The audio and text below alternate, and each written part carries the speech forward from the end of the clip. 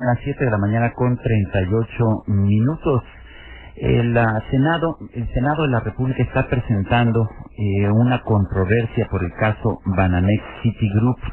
Esta es una controversia pues que ha llamado poderosamente la atención, pero vamos a preguntarle al propio presidente de la mesa directiva del Senado y coordinador del PRD en esa Cámara cuáles son las razones de esta controversia. Carlos Navarrete, gracias por tomar nuestra llamada.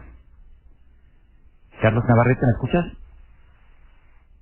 A ver, parece que lo perdimos. Vamos a tratar de restablecer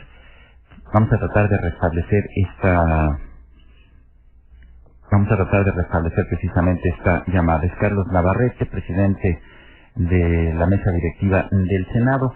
Vale la pena señalar que tenemos una ley que prohíbe que haya bancos en México, que operen bancos en nuestro país, cuyos dueños sean parcial o totalmente gobiernos extranjeros.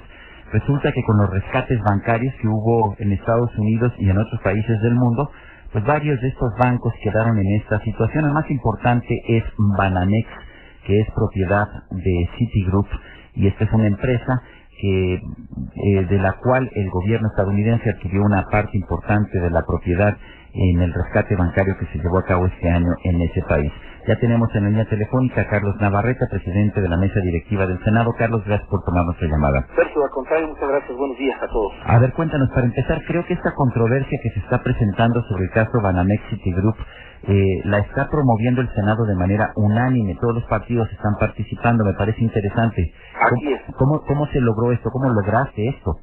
Bueno, lo has dicho bien cuando introduciste la nota. Así son las cosas, y ese es el problema que tenemos con la legislación mexicana, que prohíbe expresamente que acciones de la banca extranjera que opera en México estén en manos de gobiernos, de sus gobiernos respectivos. Y tiene razón, no solamente ese Banamex, son varios bancos más que ocurrieron rescates muy a la moderna, por cierto, Sergio. Esos rescates no se dieron al estilo Fobaproa mexicano, sino el presidente Obama puso el ejemplo de cómo podrían lograrse, trasladó recursos públicos a los bancos en problemas, pero a cambio de acciones. Se volvió accionista el gobierno respectivo de los bancos, que ayudó con recursos públicos y con la intención de que tan pronto la situación se estabilice, los gobiernos puedan regresar las acciones y recuperar su dinero. Sin embargo, la legislación mexicana, desde el punto de vista del Senado, prohíbe esto. En marzo de este año le hicimos una pregunta a la Secretaría de Hacienda. La Secretaría de Hacienda contestó con un boletín de prensa y le volvimos a hacer un requerimiento pidiéndole que nos precisara si el boletín de prensa era la posición oficial de la Secretaría de Hacienda. 6 meses después, desde marzo hasta octubre, nos acaban de enviar la respuesta oficial diciendo que la opinión que se publicó en un boletín era la opinión de Hacienda, que dice concretamente lo siguiente. Bueno, sí es verdad que la legislación mexicana establece esta limitación. Sin embargo, hay que valorar, dice el boletín de Hacienda, que cuando se hizo esta ley, nadie tenía previsto que iba a haber una crisis internacional y que iba a haber intervención de gobiernos en los bancos. Por lo tanto, la ley no contempló esa excepción. Ahora, aquí el punto, Carlos, es que creo que o existe la ley o no existe la ley, porque esto ya no es una cuestión de ideología, es una cuestión de ley, ¿no? Así es, ese es el tema. Nosotros vimos el tema en el Senado. Debo decirte que yo, en mi calidad de presidente del Senado, puedo presentar los recursos a nombre del Senado porque los represento legalmente. Sin embargo, preferí establecer un acuerdo con todos los grupos parlamentarios. Me tardé alrededor de 10, 12 días. Y ayer finalmente se logró. En la Junta de Coordinación Política, por unanimidad, los 6 grupos parlamentarios decidieron respaldar la presentación de recursos ante la Suprema Corte. El martes próximo presentaremos el punto de acuerdo en el Pleno para que se vote y inmediatamente presentaremos el recurso ante la Suprema Corte de Justicia de la Nación. Y traeremos que resuelva, y hemos dicho que la Corte es la que tiene la última palabra y acataremos escrupulosamente lo que la Corte determine al respecto. Sí, tengo entendido que la Secretaría de Hacienda y la Comisión Nacional Bancaria y de Valores repetidas veces han dicho que esto no viola la ley porque es una cuestión temporal, tengo entendido. Ese es el segundo argumento, Sergio. El primer argumento es de que la ley mexicana, cuando se hizo, no pudo contemplar la crisis económica del año pasado y de este año.